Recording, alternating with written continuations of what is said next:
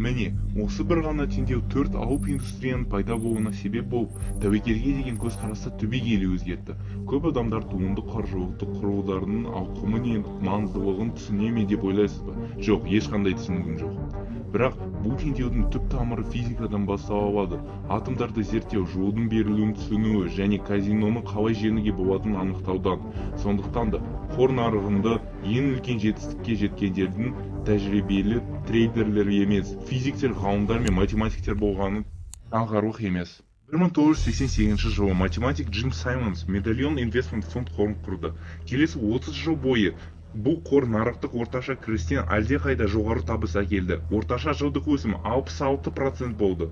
Егер сіз 1988 жылы $100 инвестиция салсаңыз, бүгін ол 8,4 миллиард долларға айналар еді. Осылайша Джим Саймонс тарихтағы ең бай математик атанды. Алайда математикаға жүйрік болу қаржы нарығында міндетті түрде сәттілікке жеткізбейді. Бұған Исаак Ньютонның мысалы дәлел. 1720 жылы Ньютон 77 жаста еді және өте ауқатты болатын. Ол Кембриджде профессор болып көп жылдар қызмет етіп, қосымша табыс ретінде британдық корольдік монета сарайына басшысы қызметін атқарды. Оның дәулеті 30 мың фунт еді. Қазіргі бағамен бұл шамамен $6 миллион құрайды. Енді өз байлығын көбейту үшін Ньютон акцияларға инвестиция салды. Оның үлкен ставкаларының бірі South Sea Company болды. Бұл компания Атлантика арқылы африкалық құлдарды тасымалдаумен айналысты. Бизнес қарқынды дамып, акция бағасы тез өсті. 1720 жылдың сәуіріне қарай Ньютон акцияларының құны 2 есе артты. Сондықтан ол оларды сатып жіберді. Бірақ акция бағасы өсе берді және маусым айында Ньютон қайтадан акцияларды сатып алды. Ол тіпті бағалар тарықтау шегіне жеткенде де сатып ала берді.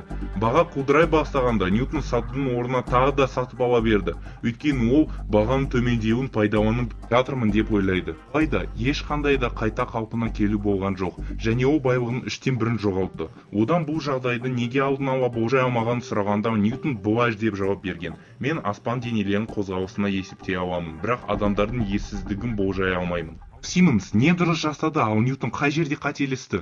Біріншіден, Симмонс алдыңғы ұрпақтың еңбектеріне сүйене алды. Қаржы нарықтарын математикалық модельдеудің алғашқы ізашары Луи Башелье болды. 1870 жылы туған Луи Башельенің ата-анасы оның 18 жасында қайтыс болды. Сондықтан ол әкесінің шарап бизнесін басқаруға мәжбүр болды. Бірнеше жылдан кейін ол бұл бизнесті сатып Парижге физика оқуға көшті. Өз отбасын асырау үшін оған жұмыс қажет болды және ол Париж қор биржасынан жұмыс тапты. Ішінде Ньютон айтқан адамдардың ессіздігі өзінен ең таза күйінде көрінді. Жүздеген трейдерлер айқайлап бағаларды белгілеп, қол сигналдарын жасап, сауда келісімдерін жүргізіп жатты. Башельенің қызықтырған нәрсе опцион деп аталатын келім шарттар болған. Ең алғашқы белгілі опциондар біздің заманымызға дейін 600 жылдары грек философы Мелетик Фалес тарапынан сатып алынған. Фалес алдағы жазда зәйтүн мол өнім береді деп сенді. Бұл идеяны ақша табу үшін ол зәйтүн шығатын престерді сатып алуы мүмкін еді.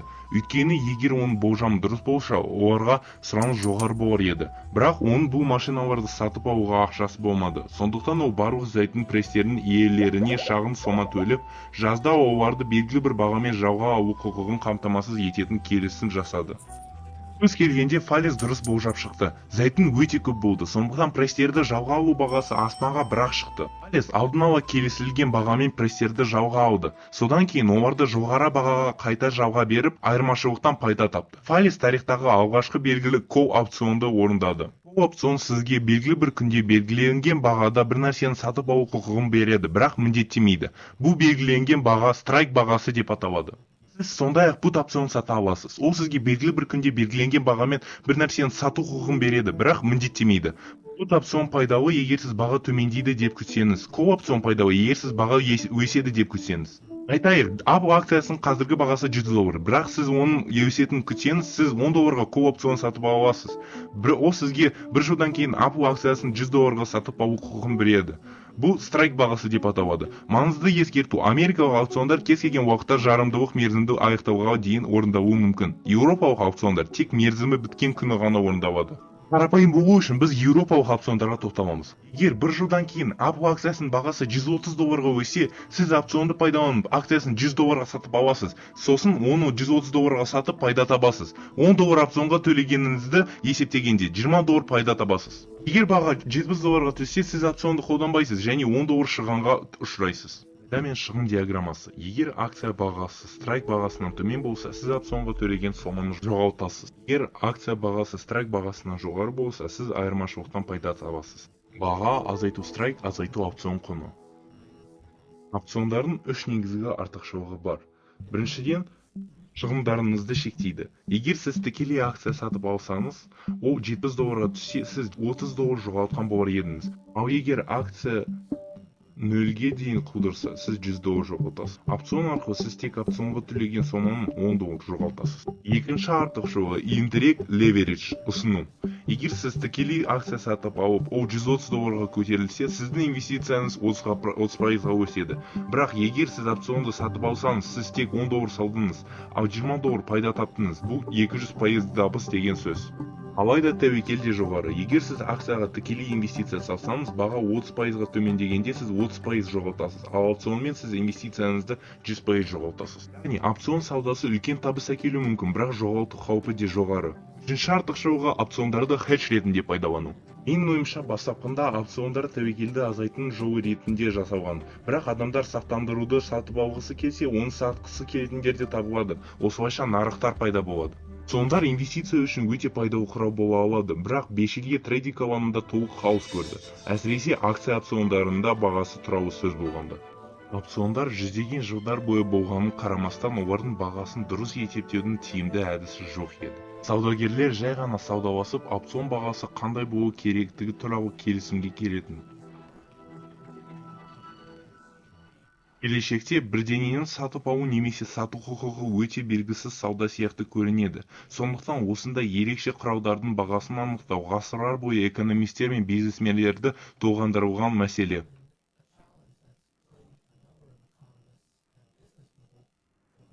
Башелье бұл мәселеге математикалық шешім болу керек деп ойлайды. Ол оптималдылық теориясына қызықтырушылық танытып, бұл мәселенің өзінің PhD диссертациясының тақырыбы ретінде өзінің ғылыми жетекшісін Анри Понкерге ұсынды. Ол кезде қаржы математикасын зерттемелеген сала еді, бірақ Башельенің таңдасына орай Пуанкаре келісімін берді. Опцион бағасын дұрыс есептеу үшін алдымен акция бағасының уақыт өте қалай өзгеретінін түсіну қажет. Акция бағасы сатып алушылар мен сатушылар арасындағы арқан тартыс нәтижесінде қалыптасады. Егер сатып алғысы келетіндер көп болса, баға өседі, егер сатқысы келетіндер көп болса, баға түседі. Акция бағасын кез келген нәрсе әсер етуі мүмкін. Ауа райы, саясат, жаңа бәсекелестер, инновациялар және тағы басқа. Башелье бұл факторлардың барлығын дәл болжау мүмкін емес деп түсінді. Сондықтан ең жақсы болжам акция бағасының кез келген сәтте бірдей ықтималдықпен жоғары да төменде қозғалуы. Осыдан Башелье кездейсоқ серуен теориясын ұсынды. Акция бағасы монета лақтыру сияқты, оның келесі қадамы толық кездейсоқ. Кездейсоқтық тиімді нарықтың негізгі белгісі. Тиімді нарық теориясы.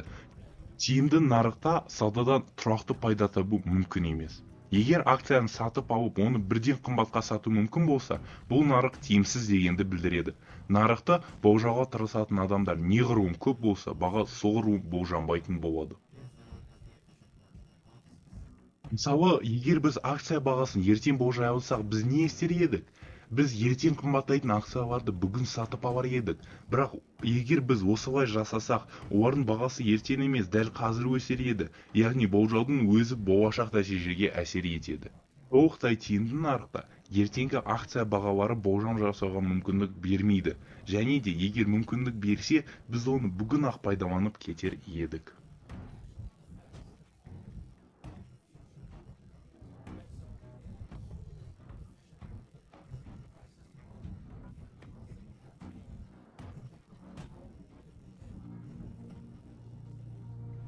Бұл Галтын тақтасы және кездейсоқ қозғалыс. Галтын тақтасы үшбұрыш түрінде орналасқан тістер мен 6000 ұсақ шардан тұрады. Әрбір шар тіске тиген сайын 50-50 ықтималдықпен оңға немесе солға қозғалады.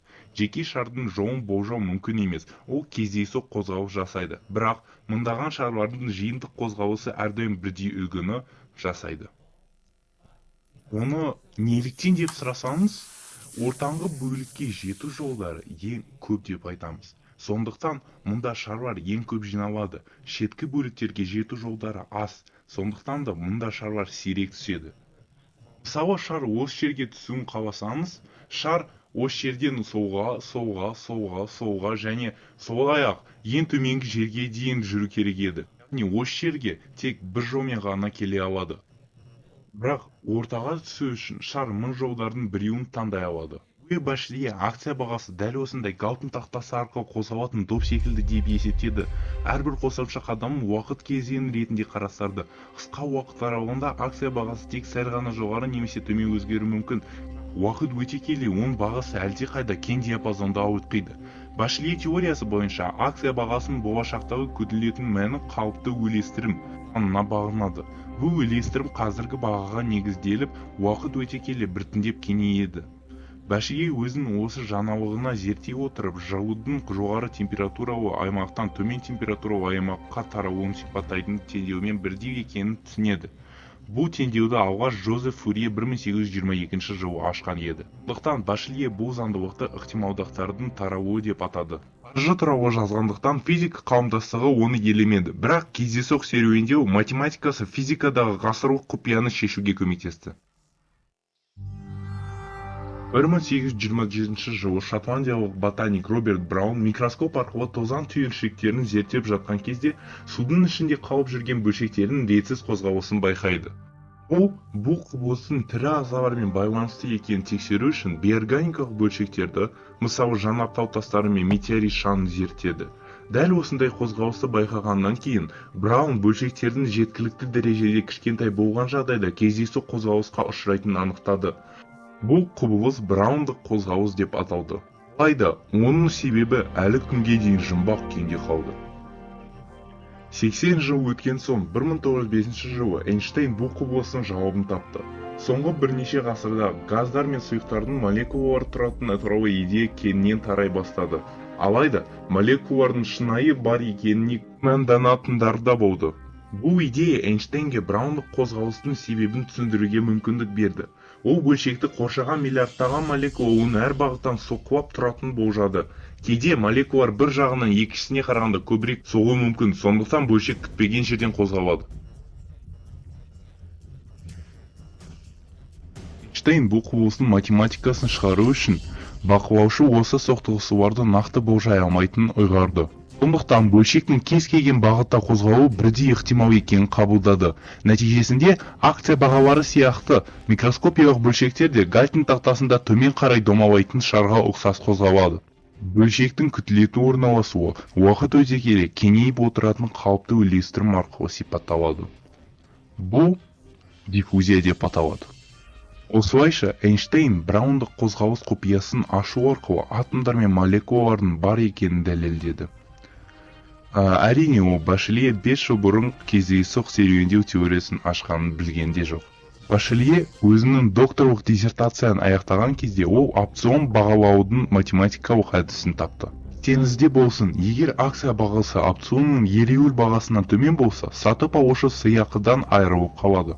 Егер акция бағасы страйк бағасынан жоғары болса, сіз сол айырмашылықты қалтаңызға саласыз, және егер акция бағасы сіз опцион үшін төлеген сомадан көбірек өскен болса, таза пайда табасыз. Опцион сатып алушының пайда табу ықтималдығы бағаның төленген сомадан жоғары көтерілу ықтималдығы жасыл түспен бөлінген аймақ. Ал сатушының ақша табу ықтималдығы бағаның төмен болып табылып, сатып алушының өзінің төлеген сомасын артық пайда көрмеу ықтималдығы. Қызыл түспен бөлінген аймақ.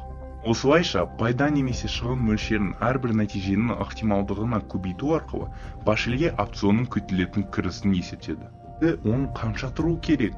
Егер опцион бағасы тым жоғары болса, оны ешкім сатып алғысы келмейді. Ал керісінше, егер баға тым төмен болса, оны бәріп сатып алғысы келеді. Әділ баға бұл сатып алушылар мен сатушылар үшін күтілетін кірісті теңестіретін баға деп есептеді. Екі тарап та бірдей мөлшерде ұту немесе ұтылу мүмкіндігіне ие болу керек. Опционды дұрыс бағалаудың Башлиның негізгі идеясы болған. Өз диссертациясын аяқтағанда, ол Эйнштейннен бұрын кездейсоқ серуен теориясын ойлап тауып, опцион саудагерлері жүздеген жылдар бойы шеше алмаған мәселені шешті. Алайда оны ешкім байқамады. Ересектер қызықшылықты танытпады. Австралиялықтар оған әлі дайын емес болған. Жетпеген ең басты нәрсе бұл тәсілден көп ақша табудың жолы еді. 1950 жылдары Лос-Анджелесте жас физика түлегі Эд Торп докторлық диссертация жазып жүрген еді. Бірақ бірнеше сағаттық жол қашықтықта орналасқан Лас-Вегас тез арада әлемдегі ең үлкен құмар ойын орталығына айналып келе жатыр. Осы мүмкіндікті пайдаланып байлыққа кенелу жолын көрді. Ол Вегасқа барып блэкджек ойнайтын үстелге отырды. Кезде дилер тек бір қорап картаны пайдаланатын, сондықтан Торп ойында шыққан карталарды есінде сақтап, қай қайғыларын қалғанын анықтай алды. Ол өзінің артықшылығын есептеп, жеңіске жету ықтималдығын жоғары болған кезде көбірек ақша тығып, керісінше жағдай болғанда аз мөлшерде бас тіккен. Ол карталарды санау әдісін тапқан. Жаңалық таңғалатын еді. Өйткені блэкджек ойыны бірнеше ғасыр бойы түрлі нұсқаларда ойналып келген болатын. Біраз уақыт бұл әдіс оған үлкен табыс әкелген. Алайда казино басшылығы оның стратегиясын түсініп, карталарды санау әдісінің тиімділігін төмендету үшін ойынға бірнеше қорап карталарды қосты. Осыдан кейін Торп тапқан ақшасын ол жер бетіндегі ең үлкен казино деп аталған қор нарығына салды. Хедж қор құрды. 20 жыл бойы жылына 20% табыс әкелді. Сол уақыттағы ең үздік көрсеткіш. Мұны Торп блэкджек ойыны кезінде меңгерген батырларын қор нарығына бейімдеу арқылы жүзеге асырды. Торп хеджерлеудің жаңа түрін ойлап тапты. Бұл шығындардың қорғаудың, яғни теңгерімді немесе өтемдік мәмілелер арқылы тәуекелді азайтудың бір әдісі. Торп мұны математикалық тұрғыда жасады. Ол ұты және ұтылу ықтималдықтарын зерттеп, белгілі бір жағдайларда арнайы үлгілерді пайдалану арқылы өзіне тиімді жағдай жасаудың жолын тапты.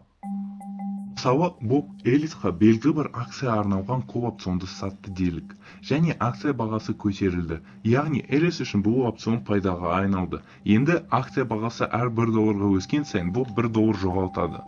Бірақ ол осы тәуекелден құтылу үшін бір акция сатып алса, акция бағасы өскенде ол $1 жоғалтқанымен, акцияның өзі арқылы дәл сол соманы қайтарады. Егер акция бағасы қайта төмендеп, опцион пайдасыз болса, ол акцияны сатып жіберіп, шығын көрмейді. Бұл әдіс динамикалық хеджерлеу деп аталады. Ол акция бағасының өзгеруіне минималды тәуекелмен пайда табуға мүмкіндік береді. Хеджерлеу портфелі P белгілі бір уақытта опцион бағасын V белгілі бір көлемдегі акциямен дельта теңестіреді. Бұл дегеніміз, мен сізге белгілі бір өнімді сата аламын, бірақ оның қарама-қарсы жағын міндетті түрде өз мойныма алудың қажеті жоқ. Басқаша айтқанда, мен динамикалық сауда әдісін пайдалану арқылы сіз үшін синтетикалық опцион жасадым. Бұл динамикалық хеджерлеу деп аталады. Бобтың мысалынан көргендей, дельта оның иелігінде болу керек акция саны. Ол қазіргі бағаға байланысты өзгереді. Математикалық тұрғыдан алғанда, бұл акция бағасы өзгерген кездегі опцион бағасынан қаншалықты өзгеретінен көрсететін көрсеткіш.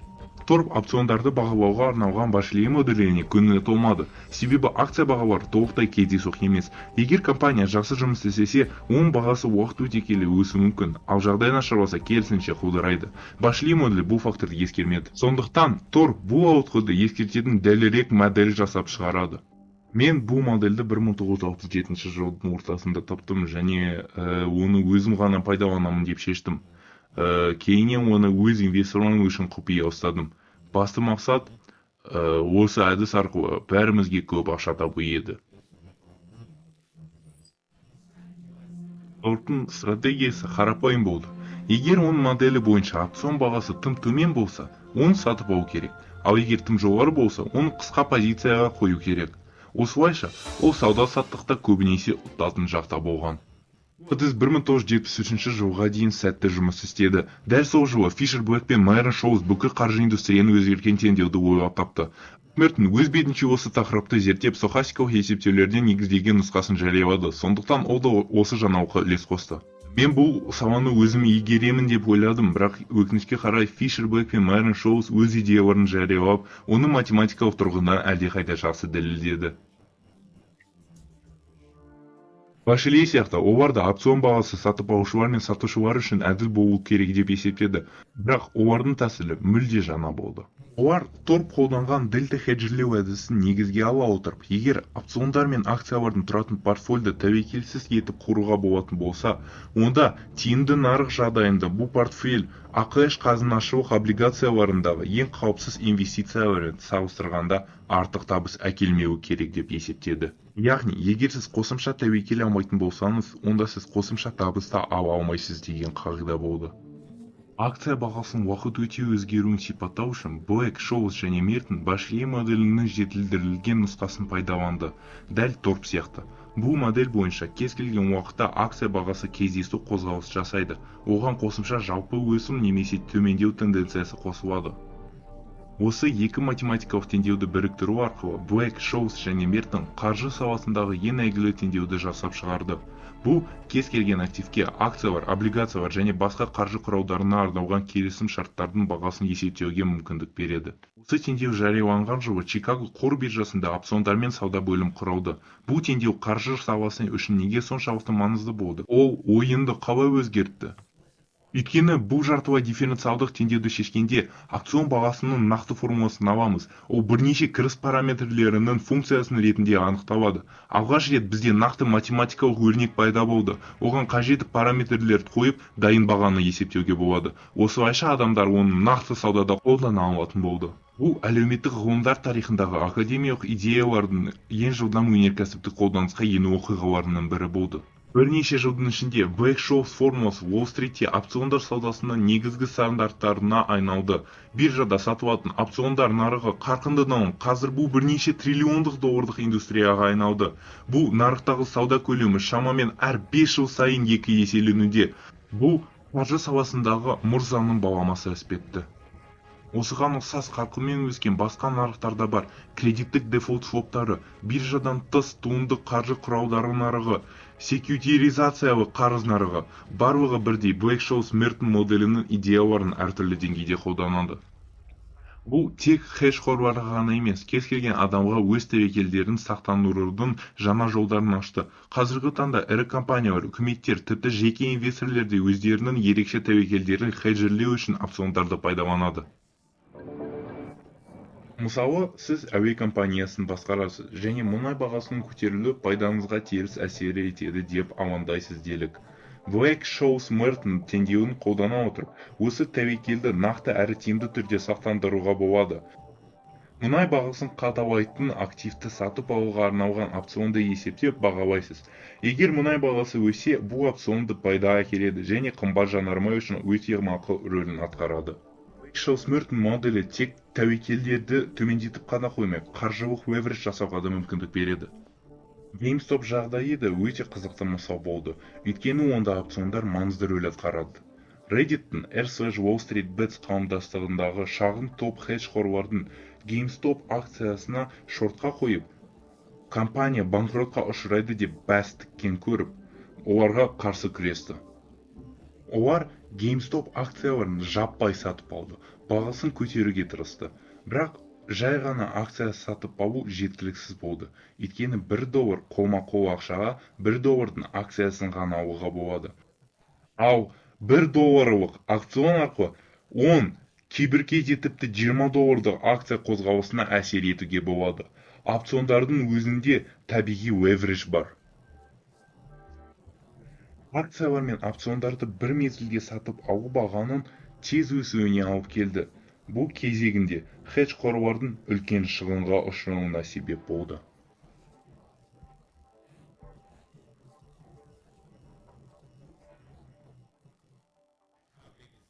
Бұл туынды қаржы құралдарының нарығы қаншалықты үлкен? Жалпы Black-Scholes Merton моделінен туындайтын бұл сала қандай көлемде? Туынды қаржы құралдарының нарығының көлемі туралы түрлі бағалаулар бар. Алдымен туынды дегеннің не екенін анықтайық. Туынды бұл басқа қаржы құралынан алынған құны бар қаржы қауіпсіздігі. Опцион туынды құралдың бір мысалы. Жалпы алғанда әлемдік туынды қаржы нарықтарының көлемі $100 триллион құрайды. Олар негізделген негізгі қаржы құралдарымен көлемінен қалай салыстырылады? Олар негізгі құралдардан көлемінен бірнеше есе үлкен. Кешіріңіз, мен араласуға мәжбүрмін. Өйткені бұл біртүрлі естіледі. Бастапқы активтерден алынған нәрселердің көлемі сол активтерден өздерінен үлкен болып тұр. Дұрыс. Бұл қалайша мағынасы бар? Себебі опциондар негізгі активті алып, оны 5, 10, 20, тіпті 50 есеге көбейтуге мүмкіндік береді. Біз опциондар мен туындылар деп атайтын бұл қағаздар негізгі активтің көптеген нұсқаларын жасауға көмектеседі. Олар инвесторлардың тәуекел мен сыйақы артықшылықтарына сәйкес келеді.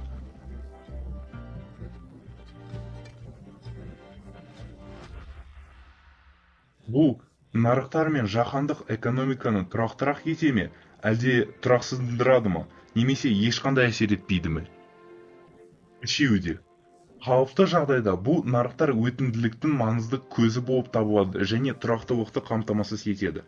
Алайда нарықтық күйзелістер кезінде барлық осы бағалы қағаздар бір бағытта әдетте төмен қозғала бастайды және бұл үлкен нарықтық күйзеліске әкеледі.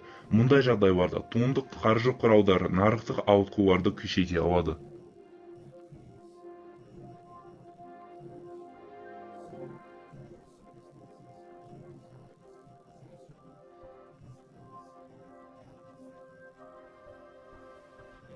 бір мың тоғыз жүз тоқсан жетінші жылы Мертон мен Шолс экономика саласындағы Нобель сыйлығын алды. Блак өз үлесі үшін мойындалды, бірақ ол өкінішке орай 2 жыл бұрын қайтыс болған. Біз опциондар арқылы үлкен табыс табамыз деп ойлайдық, бірақ енді Блак пен Шолс бұл құпияны баршаға ашып берді. Опциондарды бағалау формуласы қолжетімді болғандықтан, хедж қорлар нарық тиімсіздіктерінен табуды жаңа тәсілдерін іздеуі керек болды. Осы жерде Джим Саймонс пайда болды. Саймонс нарыққа келмес бұрын математик болған. Оның Риман геометриясы бойынша еңбектері математиканың көптеген салаларында, сондай-ақ физикада, соның ішінде түйін теориясы, кванттық өріс теориясы және кванттық есептеулерде үлкен рөл атқарды. Саймонс теориясы тіпті суперструн теориясының математикалық негізін қалады. 1976 жылы америкалық математикалық қоғам оған Освальд Веблен геометриялық сыйлығын берді. Бірақ өз академиялық мансабасын шынында Саймонс жаңа шақыру кездеді. Ол 1978 жылы резонанс технологиясы компаниясын құрды. Оның стратегиясы нарықтағы заңдылықтағы машина оқыту арқылы анықтау болды. Заңдылықтар ақша табудың мүмкіндігі. Негізгі мәселе үлкен көлемдегі деректер жинау болды. Ерте кезінде біз федералдық резервке бар пайыздық мөлшерлемелердің тарихын қолмен көшіріп алдық, себебі бұл деректер компьютерлерде жоқ еді. Оның пайымдауынша нарық өте күрделі, сондықтан ешкім болашақта дәл болжай алмайды. Бірақ Саймонс ақш-тың қорғаныс анализ институтында жұмыс істеп, суық соғыс кезіндегі орыс кодтарын бұзу үшін үлкен деректерден заңдылықтарын іздеген. Ол дәл осы тәсілді қаржы нарығында қолдануға болатынын сенді. Ол өзінің ғылыми байланыстарын пайдаланып, ең үздік ғалымдарды жұмысқа шақырды. Егер олар қаржы туралы ештеңе білмесе, сіз қандай талап қойдыңыз? Физика бойынша PhD дәрежесі бар, 5 жылдық жұмыс өтілі бар, бірнеше жақсы мақала жазған ақылды адамдар керек болды. Немесе астрономия, математика, статистика саласындағы жетістікке жеткен мамандар. Математиктер мен физиктер бұл салада жұмыс істеуі таңқарлық емес. Себебі қаржы ассистент профессор болып жұмыс істеген әлдеқайда жақсы төлейді. Сондай-ақ, кейбір математиктер үшін опциондарды бағалау формуласының сұлулығы басқа зерттеу салаларынан кем түспейді. Олардың бірі Леонард Баум болды. Ол жасырын Марков модельдерінің негізін қалады. Бұл әдіс біз тікелей байқай алмайтын, бірақ жанама түрде әсер ететін факторларды анықтауға мүмкіндік береді.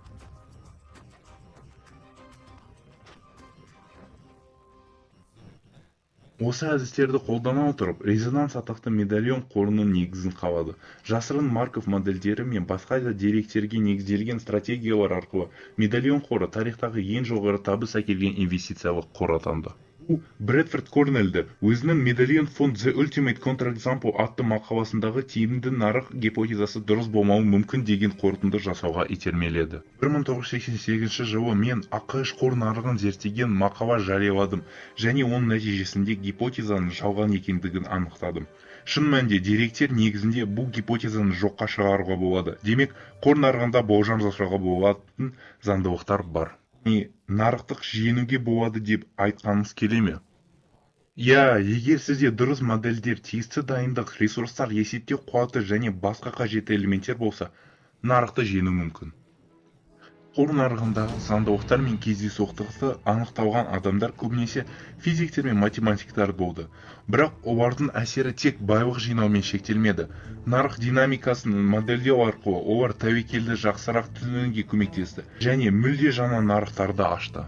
Олар туынды қаржы құралдарының нақты бағасын есептеп, осылайша нарықтарға тиімсіздіктер жоюға ықпал етті.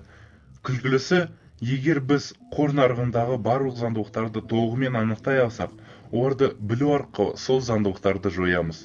Осылайша нарық толықтай тиімді болып, баға қозғалыстарды шынымен де кездейсоқ сипатқа ие болады.